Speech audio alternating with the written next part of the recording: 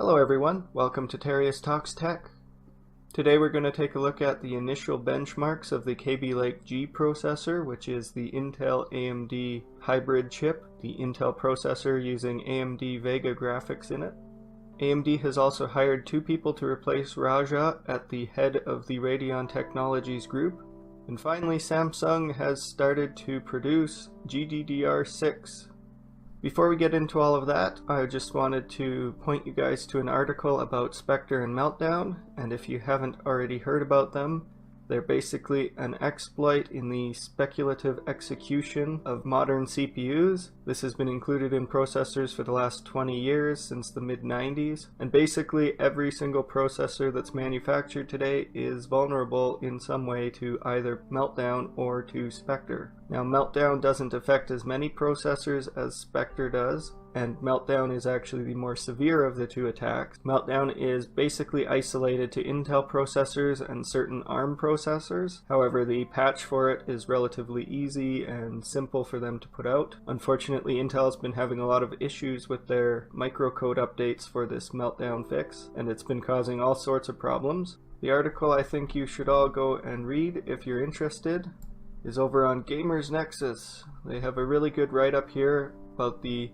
Meltdown and Spectre misconceptions and stuff. They actually took time to interview a couple of the researchers that were involved directly in the Spectre and Meltdown research. And they even have a nice video if you don't feel like actually reading a bunch of text. In addition to that, you can also go to the actual Spectre and Meltdown websites, which are spectreattack.com and meltdownattack.com.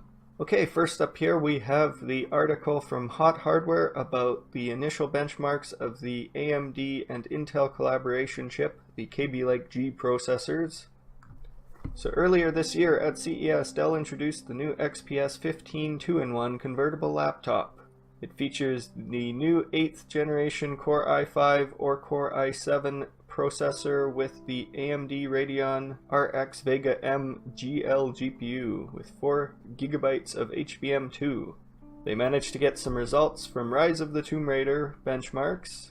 The system was using the Intel Core i7-8705g processor, which, as you can see, base of 3.1 GHz, boost of 4.1, using the Vega graphics, 16 GB of DDR4 memory, and a NVMe SSD. It was running at 1920 by 1080. They were able to maintain nearly 35 frames per second with high image quality settings dialed in, and they were able to manage 29.69 on very high. So of course, compared to current integrated graphics, that's just completely unheard of. And here they have some images showing the new Dell XPS with the combo chip running at an average of 34.87 frames per second at high quality.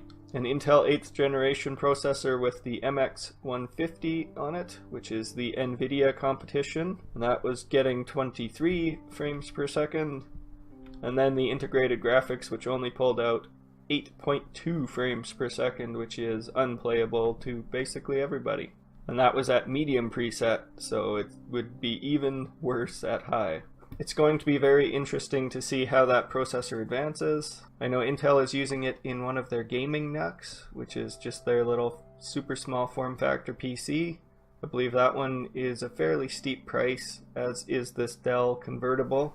I think the Dell convertible is about $1,300 according to the article, and it will begin shipping in the springtime. On the flip side, NVIDIA has also just recently announced that they're going to be releasing a 1050 Ti Max-Q, and that should theoretically let them actually surpass the performance of this new AMD combo chip. However, the big advantage to this chip is that it's super thin compared to actually integrating a discrete graphics card, so you'll be able to get it into things like Ultrabooks and other devices that normally you wouldn't have been able to play games on in the past. As well, it will boost productivity if you're doing anything like video rendering or anything. Having that video acceleration is a big plus, way better than integrated graphics. So the next article comes from Digital Trends. AMD announces 2 new VPs of Radeon graphics, filling the void of Raja Koduri.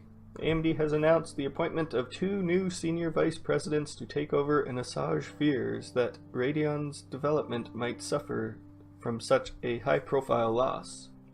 So the first one is Mike Rayfield, who is the new Senior Vice President and General Manager. And then there's David Wang, who is the Senior Vice President of Engineering. Mike will be responsible for strategy and business management for RTG, Radeon Technologies Group, including consumer and professional graphics as well as their semi-custom products.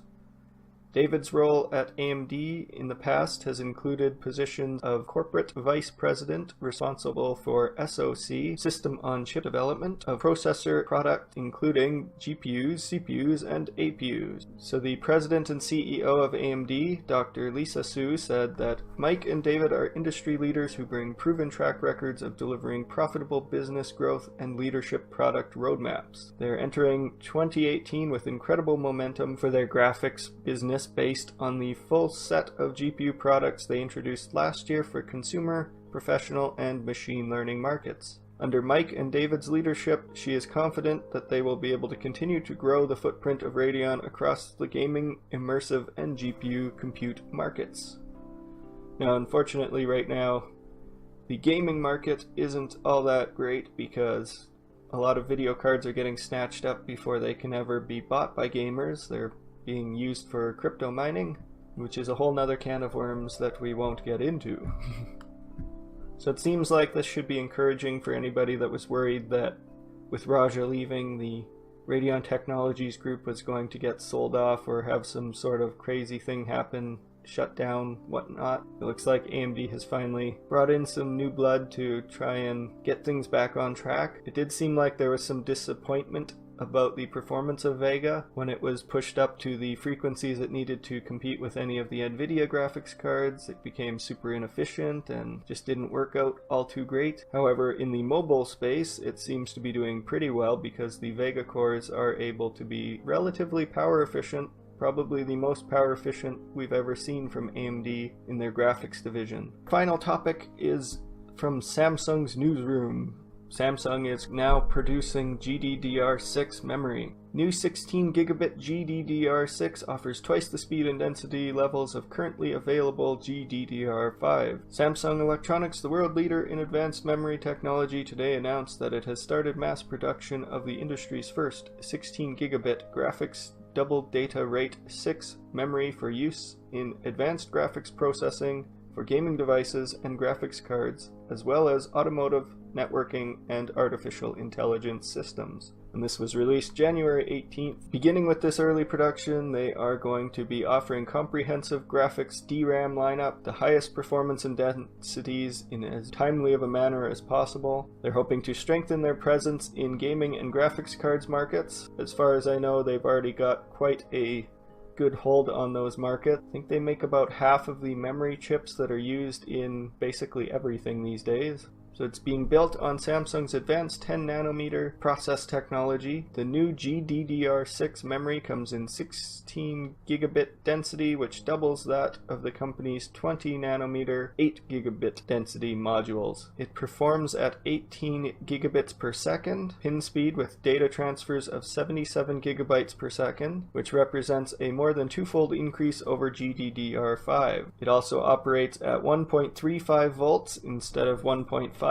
volts, and they're saying it brings about a 30% manufacturing productivity gain compared to the 20 nanometer nodes. Hopefully we're going to see that start rolling out. Whether or not NVIDIA and AMD start adopting that relatively soon, I doubt that Vega Plus will adopt that. It will probably be around the Navi time that they will actually start incorporating that, probably into the lower lineup. They'll probably continue to use HBM for the very high end and then use GDDR6 for the mid-range and low-end cards. At least that's what I would theorize based on past things that they've done. For NVIDIA, who knows really, because they don't really let anybody know. Historically speaking though, NVIDIA has been slower to adopt new memory technologies. They prefer to stay on one that works, and if it works well and they don't need the extra bandwidth or anything, then why bother upgrading?